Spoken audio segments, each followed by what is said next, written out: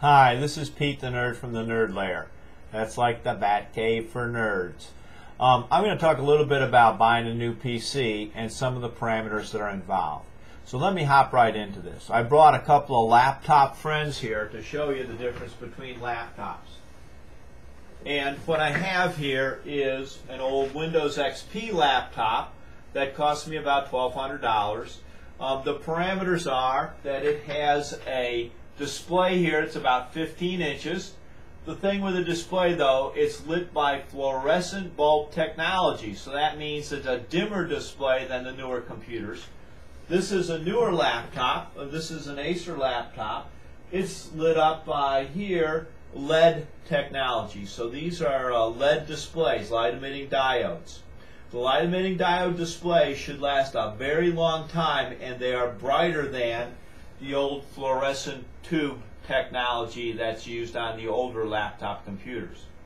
I had a Sony one time that I used for about a year, and the screen went dark because the fluorescent tube died. This disk drive uses an IDE drive. Maximum capacity there for the IDE drives is around 240 gigabytes. You might be able to get one that's a little bit larger, but not really an awful lot larger. This also, because of the small display size, has a smaller keyboard with no separate numeric keypad. So this is a little bit more difficult to use. There's a touchpad area for the mouse, but you can use an external mouse. Both of these support wireless connections, both the old and the new one do. However, the new one has a built-in webcam so that you can take videos with it, whereas the old one you have to buy a separate webcam to be able to show videos.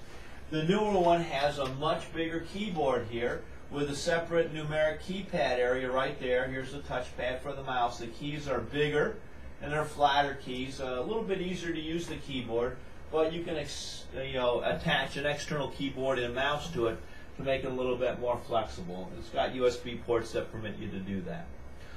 So this one has a 500 gigabyte disk drive in there. The largest disk drive you can get to fit in this is 640 gigabytes because it takes a 9.5 millimeter height disk drive. I bought a USB drive, a laptop drive, that was 1 terabyte, but its height was 12.5 millimeters. It would not fit in this computer. So you can't just get any old laptop drive to fit in this computer. It has to be 9.5 millimeters high. Again, 17-inch wide display screen, 500 gigabyte disk drive, 4 gigabytes worth of RAM. So that's typically what you get. And this is a $600 computer. Again, an older $1,200 computer. Now the difference between desktops and laptops is this. When you buy a laptop, you get everything in a single package. So if anything goes wrong, I can replace disk drives, I can replace memory, but I can't really cost-effectively replace the display. I can't really cost-effectively replace the power supply or the CPU or any of the internal parts of that. I mean, they can be replaced, but it's just not cost-effective to do that. It's cheaper to go out there and buy a new computer. So I have replaced memory and disk drives in my old computer here, upgraded both of those. That's very easy to do. But the rest of it, you buy, what you see is what you get. Now, Apple's versus, other laptop PCs. The Apple PCs are very controlled. They're all controlled by Apple. The products you can get with them are very controlled by Apple. It's a very narrow range. With that control comes high cost. So the cost of an Apple laptop might be $2,000, where this is $600. I can get cheap parts to go with this, where the cost of Apple parts, because it's a more controlled range of parts, are more expensive. The software might be more expensive. I can find freeware that goes with this. I can find a wide variety of things out there that will work with an old PC. But then again, I can get a bad software blend that will cause it to crash. Now, what's the difference between desktops and laptops? Well, desktops are a little bit less expensive, but you must buy a display to work with them.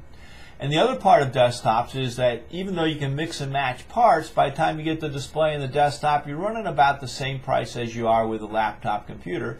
But you can replace virtually everything inside that. You can replace the system board, the CPU, the memory, the disk drives, the power supply. Very, very repairable type of computers.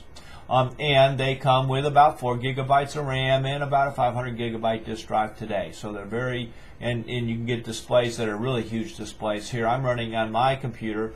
Most of my computers I run 2 displays, but in this one I happen to run 4 displays. You can't see them, but there are 4 here, and I'm looking at one of the middle displays. Okay, that's a little bit about what you find with computers. Again, desktops versus laptops. By the time you get the monitor, everything similar prices. But desktops, you can swap things around more. Laptops, what you see is what you get, and they have similar parameters. Apples are more expensive. Okay, well, I hope this helps. If you have any questions, write me at dialanerd, D-I-A-L-A-N-E-R-D,